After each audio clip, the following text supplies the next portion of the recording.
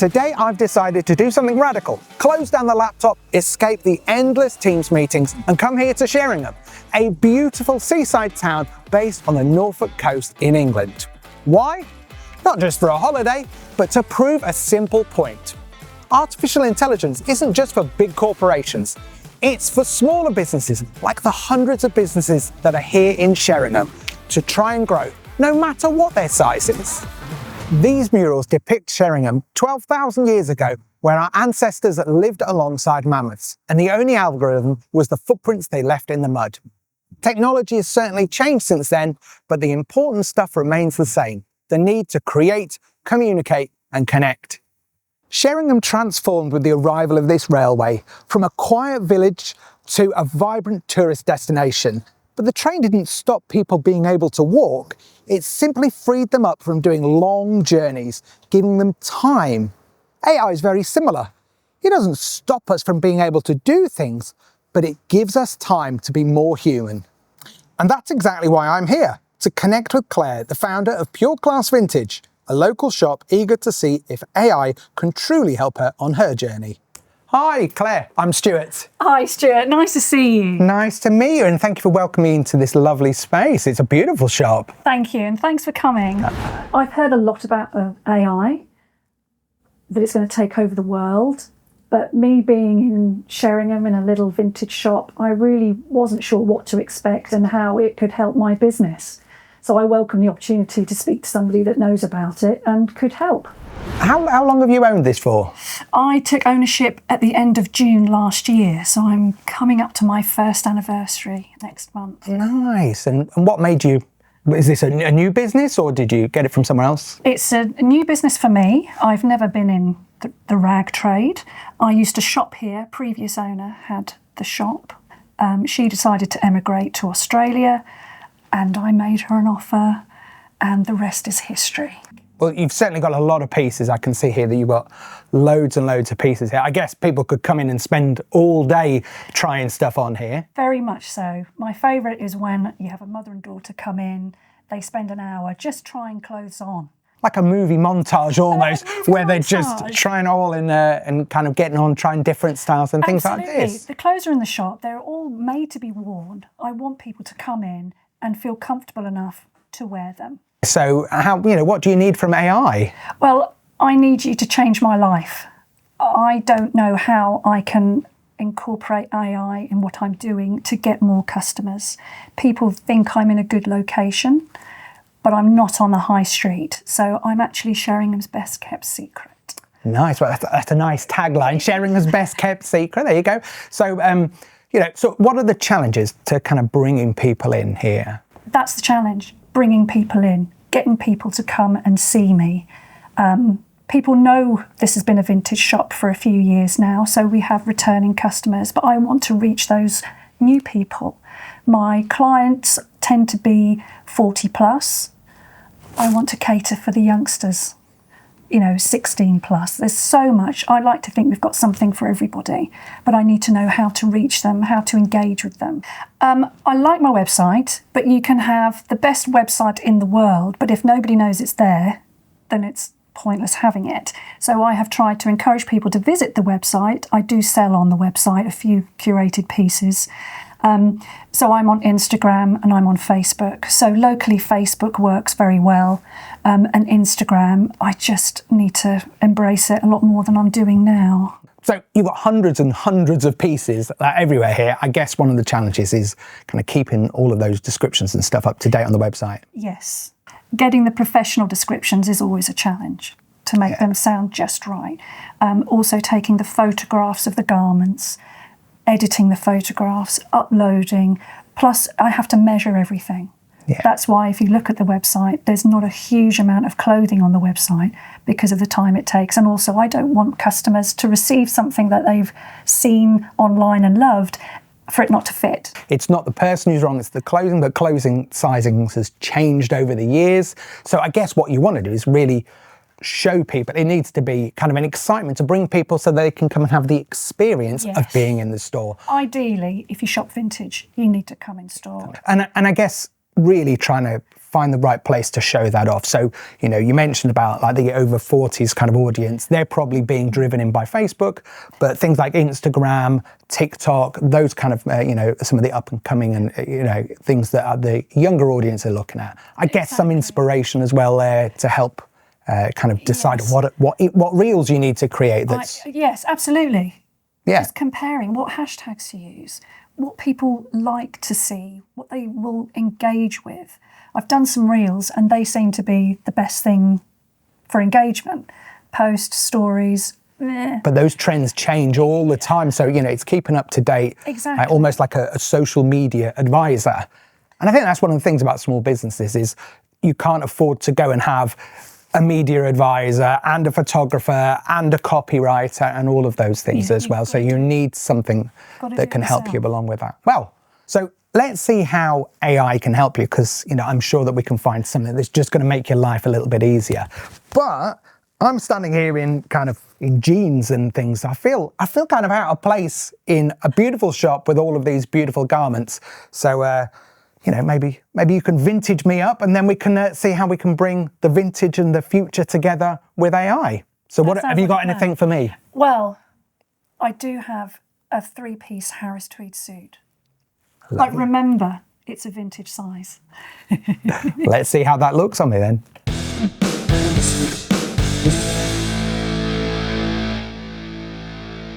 Okay, let's see how we can merge the vintage and the future by seeing how we can help Claire using AI. Okay, so let's see how we can help you to just optimize your workflow and look at this. So I'm going to start off with this beautiful dress. Now, I saw this on your website. I hope you don't mind me saying the description was a little short. I kind of looked at it. It's a beautiful piece. It's not a cheap piece. But I don't think that the description that's on the website would really kind of bring in the search engines, and it's kind of not optimized for that as well. So what I'm going to do is show you how you can use Copilot to actually analyze this dress and to kind of start to get some copy going for you. So I'm going to start off on my phone here. So here I am on Copilot. And so when we're making a prompt, what we want to do is look at these 4 parts: goal, context, source, and expectation. So what are you trying to get out of it? Why are you trying to do it? Giving it sources of information, and then saying, this is what my expectation for good is. So this is how you can really bring your prompts to life. And then I'm just going to do it with my voice. So what I'm going to do is I'm going to hit this microphone icon here. I run a vintage clothing shop in the UK, and I have a beautiful dress that I would like to sell. Here is a photo of the dress. Please describe it for me. Okay, and then what I'm going to do is just add in a photo, and then I've got a photo of the dress here. Forward it on, and then it's going to analyze this. So what it's going to do is have a look at this. So it's truly charming. It's told it's a vintage look, long sleeves, knee-length skirt, things like this. Okay, so I'm going to say again, here is the label from the inside of the dress. Does this help to identify the dress and improve the description? So it's just about kind of giving it more information. So again, what I'm going to do is I'm going to pick out this photo of the label here. Okay, and that will give it a lot more information to work with. So that photo is the source, you see. So now it's telling me that the dress is from Mary Quant's Ginger Group, a well-known name in vintage fashion. Okay, it's saying it's a size 10, things like this. So now I'm going to say, I want to write a description for my website. Please do that. So now we're starting to step into the world of timeless elegance with this exquisite vintage dress from Mary Quant's Ginger Group. Created in England from cotton, this dress embodies the perfect blend of comfort and style and things like this. So we've got that. Now I noticed on your website there were a couple of notes there. So what we can now do is just say, please add that this is a size 10, but, and then I've just copied off some text from on your website. Let me grab that there. That it would fit this size 8. We've got there just a little note there about the condition. So, okay, we'll go back here. Size 10, but would fit size 8. We've got just a little bit of a note there about the makeup of the dress. And then now what it's done is it's updated that for me. It's got all of those things here and it's added our note. So really easy. So what you could imagine doing is just going around with your phone, snapping some of the garments that you get as they come in, take a photo of the label, because then it will go and look up that label. So, and I could go and ask this for indications on pricing and things like this. So now what I'm going to do is I'm going to pop across here onto my laptop. And if I go on to Copilot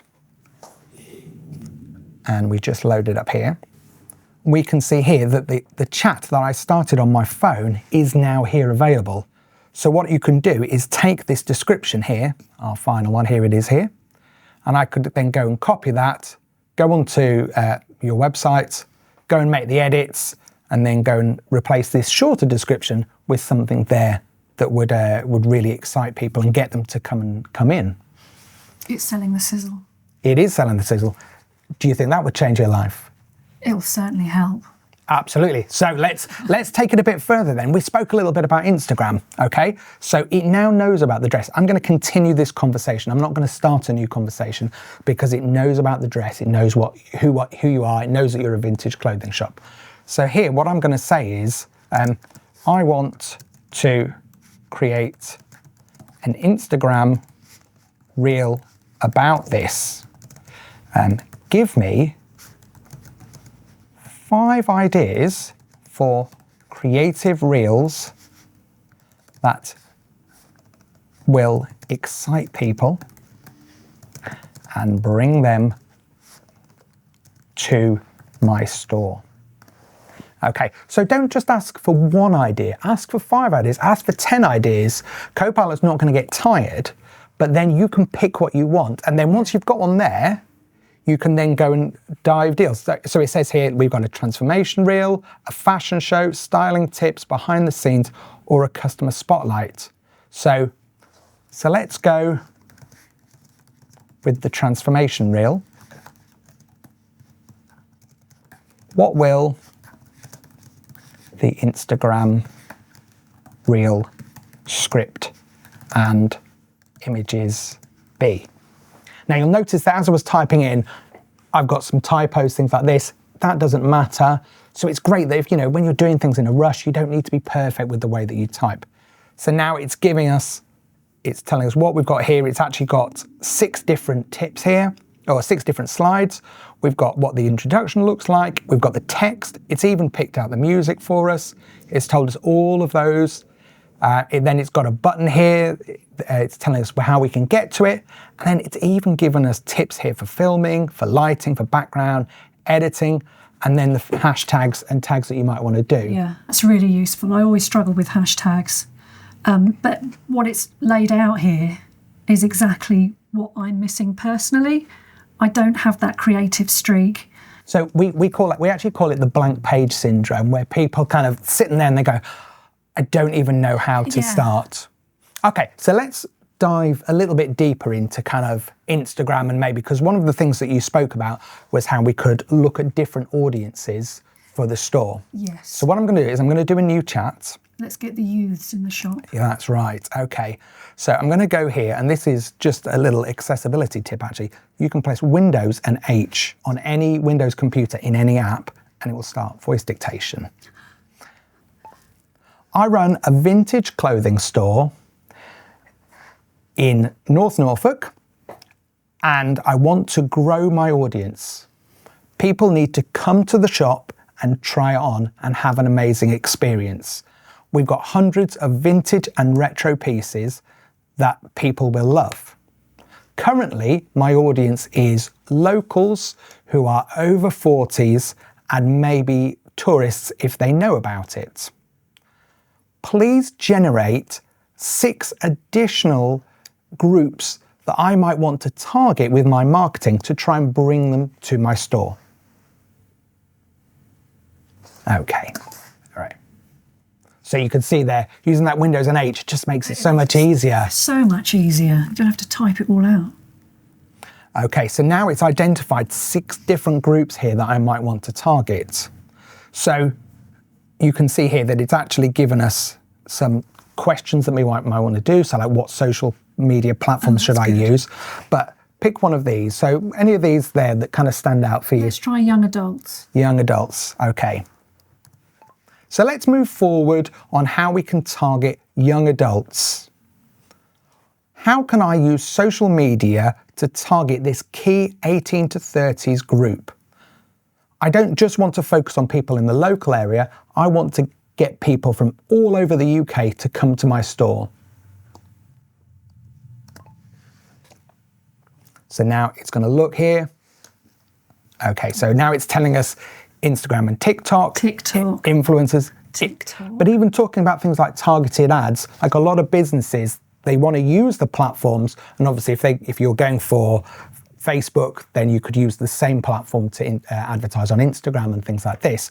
But kind of delving into targeted ads and things like this is a minefield for people there. Again, hashtags and trends. And talking about the experience here. Let's just say, I love all of this. Put it in a table with every day listed, detailed steps, production notes, and hashtags. Oh. I don't know about you. I work better with a table. I like a table. But no, I like a table. I'm a control freak. I'm very well organised. I work really good on a list. Tick it off. There we go. And it is telling you everything. So it's telling us everything we want. It's picked up our hashtags, all of those things there. It's created your marketing plan for you. Absolutely. Because like you say, we can't afford to bring a marketing expert and a finance expert and an HR expert, all of those things that a business needs to run there.